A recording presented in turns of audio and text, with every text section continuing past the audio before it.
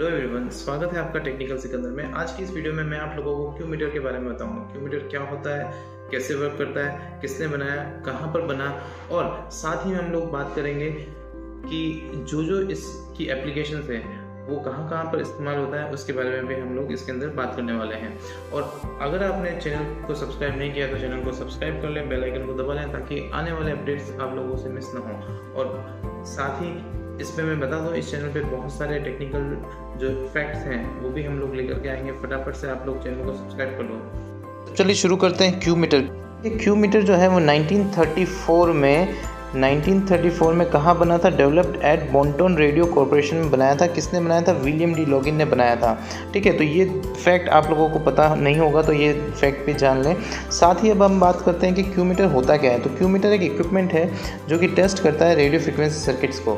ठीक है, यहाँ पर मैं एक और चीज़ फैक्ट बता दूँ कि इम्पीडेंस मेजरिंग डिवाइस जो है वो भी रिप्लेस कर दी गई क्यू मीटर के द्वारा।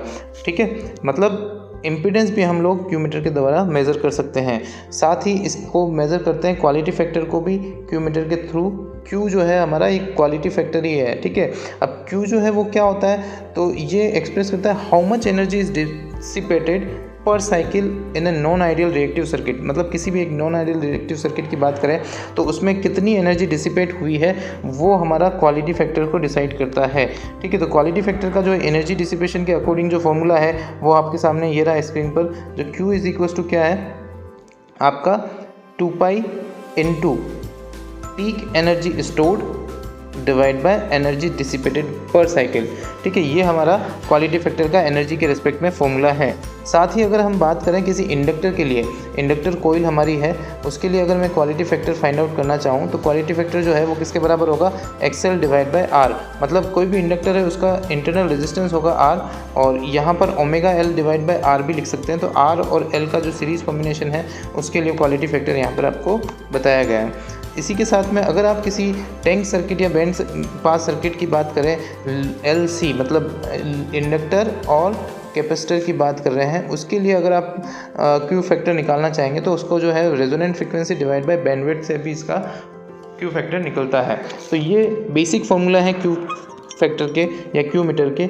अब हम बात करते हैं वर्किंग प्रिंसिपल की। तो किसी भी नेटवर्क में जो कंसिस्ट करता हो रेजिस्टेंस, इंडक्टर और कैपेसिटर, ठीक है, इन तीनों का रेजिस्टेंस, इंडक्टेंस और कैपेसिटेंस का जो कॉम्बिनेशन है, सीरीज़ कॉम्बिनेशन यहाँ पर हमने बनाया है, जिसमें साथ में हमने एक AC सोर्स लगाया हुआ है। इस AC सोर्स की वोल्टेज को हमने E से इंडिकेट किया है। अब केस जब बनता है रेजोनेंस वाला, तो रेजोनेंस वाली वर्किंग प्रिंसिपल पे काम करता है कि जब XL और XC दोनों बराबर हों, मतलब इंडक्टर का इम्पीडेंस और कैपेसिटर का इम्पीडेंस जो है वो दोनों बराबर होंगे, उस केस में आपका ये जो सर्किट है ये रेस्पॉन्स देगा, मैक्सिमम रेस्पॉन्स प्रोवाइड करेगा।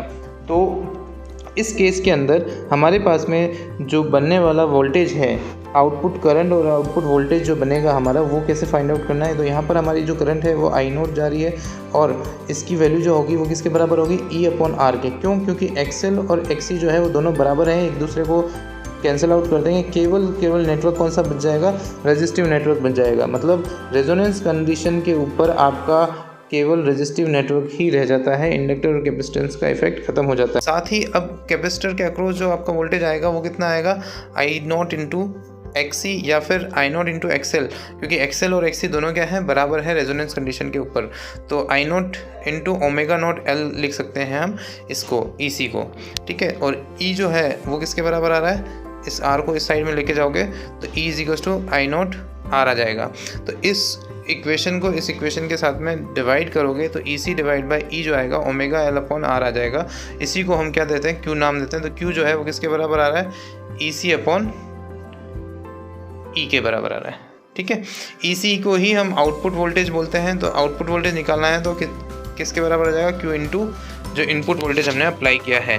तो यहाँ क्वालिटी फैक्टर से आपको आइडिया लग गया होगा कि कैसे हम वोल्टेज मेज़र करके भी क्वालिटी फैक्टर को मेज़र कर सकते हैं। कैसे मेज़र कर सकते हैं? अगर आप आउटपुट वोल्टेज को मेज़र कर लोगे तो, और इनपुट वोल्टेज अगर आप 1 देते हो, इकाई वोल्टेज देते हो, तो आउटपुट वोल्टेज ही आपका क्या हो जाएगा? क्वालिटी फैक्टर के बराबर हो जाएगा।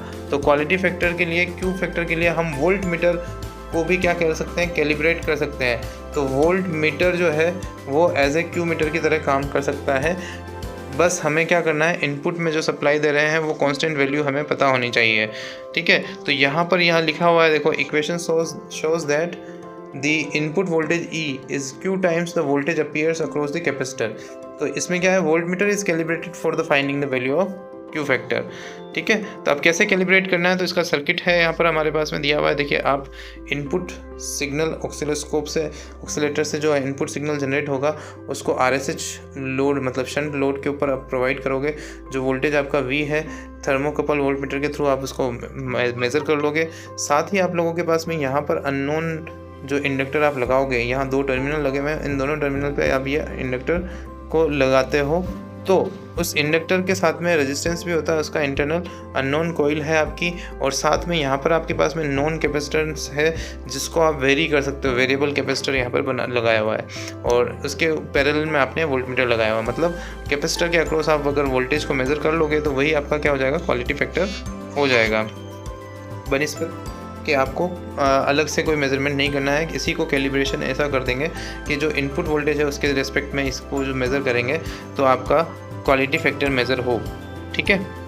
ये तो था आपका वर्किंग प्रिंसिपल के ऊपर जो सर्किट डायग्राम था ये। अब इसमें यहाँ पर देखो ऑक्सीलेटर जो है वो ऑक्सीलेटर किसकी तरह यूज़ में लिया जाता है, फ्रीक्वेंसी रेंज कहाँ से कहाँ तक की 50 किलोहर्ट्ज़ से 50 मेगाहर्ट्ज़ तक प्रोवाइड करते हैं। Current to shunt resistance RSH, ठीक है, 0.0002 ओम वैल्यू का RSH होता है। फिर यहाँ पर थर्मोकपल मीटर जो है वो किसके लिए यूज़ में लिया जाता है, calculate voltage across the shunt resistance. फिर इलेक्ट्रॉनिक वोल्ट मीटर जो है वो किसके लिए यूज़ लिया जाता है, calculate voltage across capacitor. The meter is calibrated to the read तो क्वालिटी फैक्टर डायरेक्टली, मैंने क्या बताया था आपको, क्वालिटी फैक्टर को डायरेक्ट मेजर कर लेगा वो वोल्ट मीटर, ठीक है।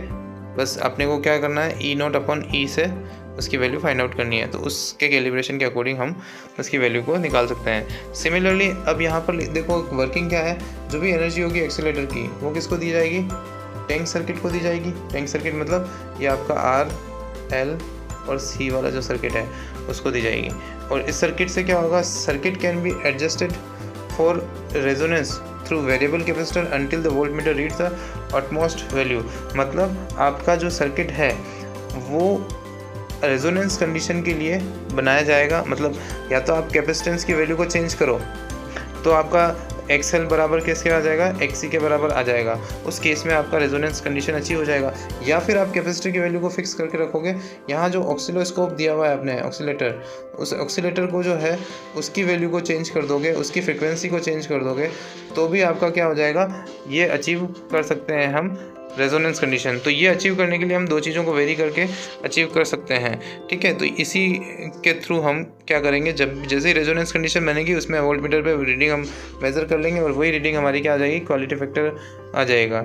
अब बात करते हैं इसकी एप्लीकेशन की। तो एप्लीकेशन इसमें है, it is used as a measure the quality factor in the inductor, और it also be use by using the meter under कर सकता है inductance, effective resistance, self capacitance and bandwidth can also be measured. I hope ये आपको clear हो गया होगा। मिलते हैं अगली वीडियो में दूसरे टॉपिक के साथ में। Bye bye, thank you.